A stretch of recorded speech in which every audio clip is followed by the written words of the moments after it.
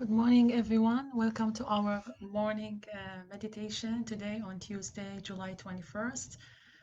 I'm May from Niagara Attachment Trauma Center. And for today, our topic will be about wise mind. And as you can see that throughout July, the focus is more on mind and body connection and going through many activities related to how can we have this connection in order to maintain this integrative model in our brain. And last week I talked about how we can benefit from an object in our environment, if you remember, and try to make this integration and connect also the mind with the body.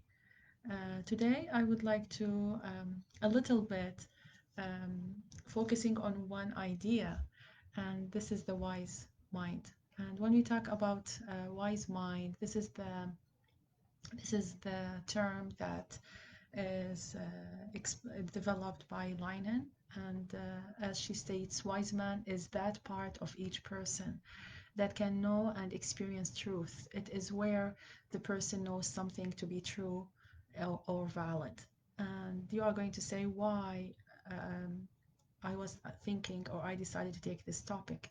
Because when we talk about wise mind, we are talking about how to balance the emotional mind with the reasonable mind. And these two parts, they are really very helpful for getting this balance in our daily life. And it's really also very manageable to say that wise mind, everyone has wise mind, but sometimes there are some ways that needed to be practiced in order to get access to wise mind. So, and for example, we may say that this term or this concept isn't new, but actually this concept, the meaning and the deep meaning of this concept has been developed hundreds of years ago from different cultures. Like when Rumi said, body is the mirror of mind and soul. So you see, this is where, when we talk about wise mind, this is where we talk about also the connection of the mind and the body. Or sometimes through the serenity prayer, wise mind is knowing the difference between what we can change and what we cannot change. And it's like, if I want to give you an example, for example, when you decide to have time out to reflect on something that is happening to you, or sometimes when you feel that you cannot walk in this dark forest. So what your gut is telling you not to go in this dark forest. This is where your wise mind is trying to help you to give you this decision. And sometimes the decisions, they are either emotional or reasonable. And in order to access this wise mind, Leinen talked about uh, how core mindfulness, and mindfulness is really very helpful because with mindfulness, you can have your time to meditate from a stressful work day and taking care of yourself. And this is where you can go deeper and deeper inside yourself and understand what is emotionally going on, as well as what's in terms of logical issues going inside you. So, and just in this perspective, when I talk about mindfulness, I will focus today on two kinds of skills. And this is where we can see how the mind and the body are connected.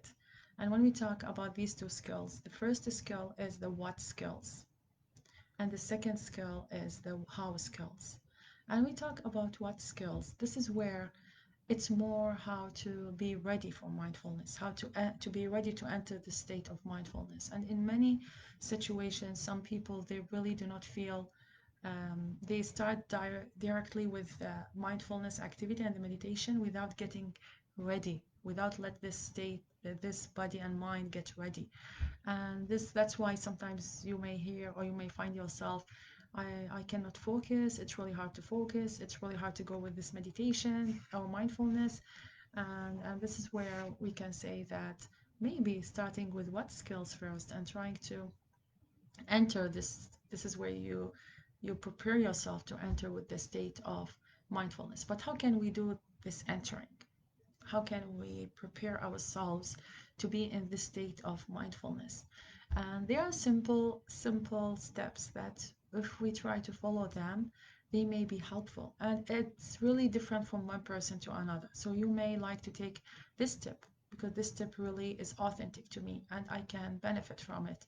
Or you may borrow the other one. So it's really very helpful that you see what is authentic to you and you try to apply it. And practice, practice, practice. It always many skills we learn them by practicing. So with what skills, this is where you enter the state of mindfulness, and your role is the noticer, is the observer, where you observe your surrounding. And and this is where you observe your surrounding and the feeling of your body at the same time. And how can you do this? So what you observe around you, label what you observe. Look for facts around you. Like now in my room, and if I want to enter the state of mindfulness, the first step with what skills is to observe my surrounding and notice my body. So if I would say, you can see two plants near the window, the lamp, the light, the paper.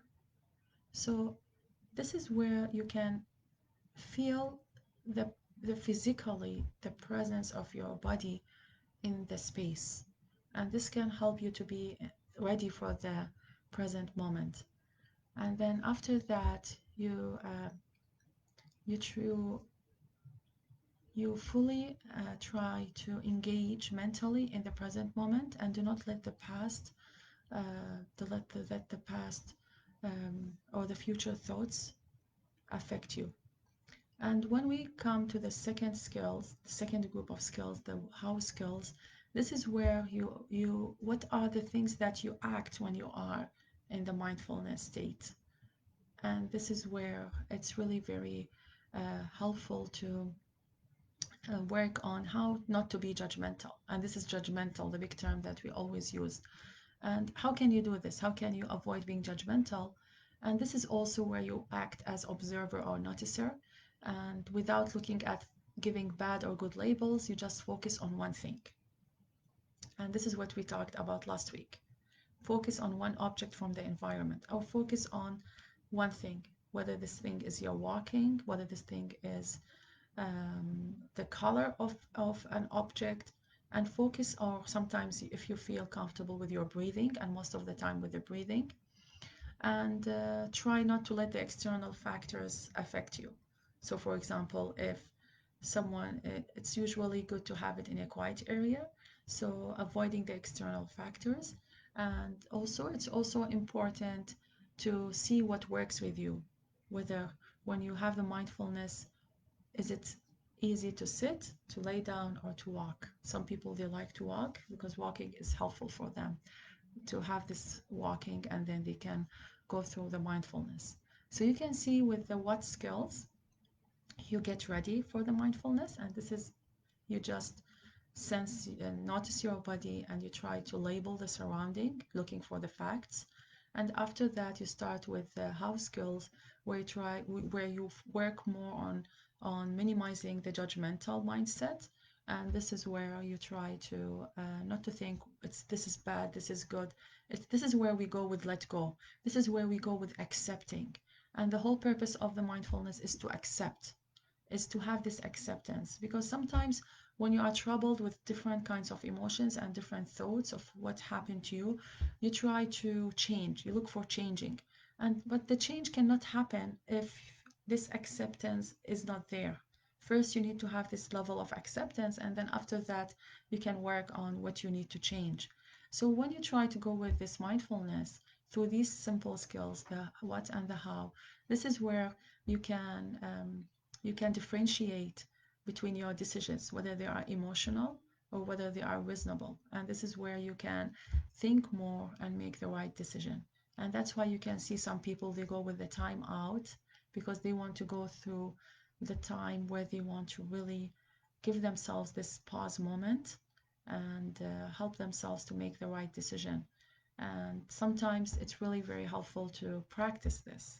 So I just hope that talking a little bit about wise mind today, and how it's really related to different people from different cultures, and following the what and the how skills in mindfulness, since we did a lot of mindfulness activities and meditations, and it's just sometimes those small tips that and small things that we may not notice when you want to apply mindfulness, especially of people with people who are not used to mindfulness activities, going with what skills and how skills, they can really help the mind and the body to be connected. And I will start with this meditation, and with this meditation, this is really a kind of trying to explore and get access to the wise mind.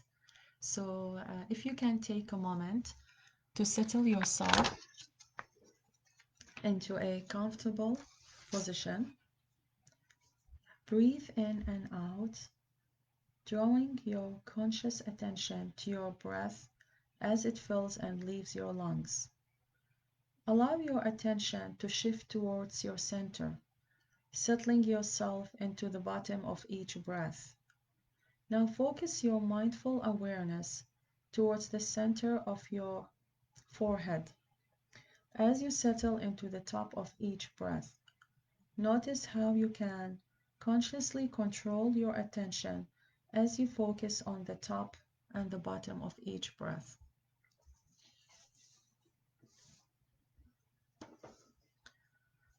As you engage in mindful breathing, allowing yourself to notice the pause after each inhalation and each exhalation.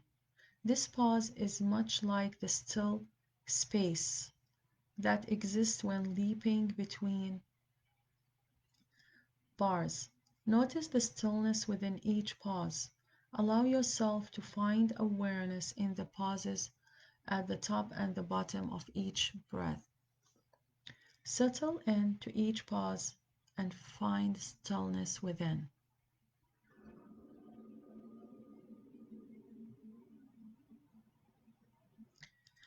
Now imagine that you are seated next to a crystal clear lake on a beautiful sunny day.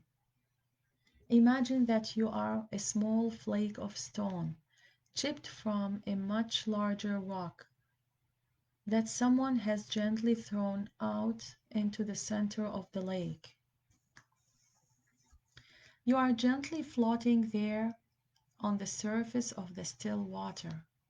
Now you begin gently and slowly float downward in the cool water toward the smooth, sandy bottom of the lake.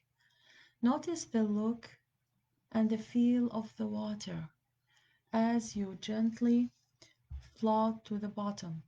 Notice the feel of the smooth sand as you lightly rest upon it. Become aware of the peace and serenity at the bottom of the lake. This deep stillness and serenity is the calm center of yourself. Allow your attention to settle into this calm, centered place within. If you feel stuck in emotion mind and are feeling overwhelmed, in these moments, it may be difficult to focus your attention on this visualization exercise.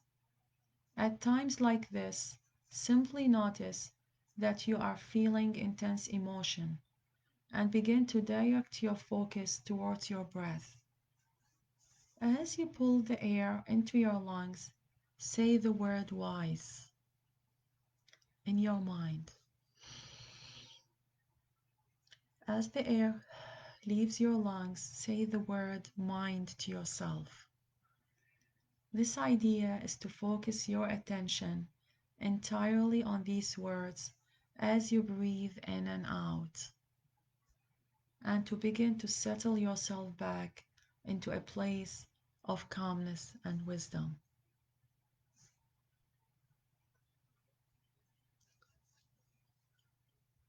So let's enjoy our wise mind. There are a lot of gifts and blessings that we have, But sometimes either we are not aware of these blessings, or we need just to know how to access these resources. And wise mind is one of these resources, and it can be nurtured by mindfulness and maybe by looking over the what and the how skills. I hope that you enjoyed, or whether you are going to you are with me now or whether later, to find some insights related to wise mindset, wise mind, and they are connected to you. Please stay attuned to our break at 12:30 and um, to the evening meditation, and they are both also related to wise mind. Thank you so much and enjoy the beautiful weather outside. Take care and see you next week. Bye.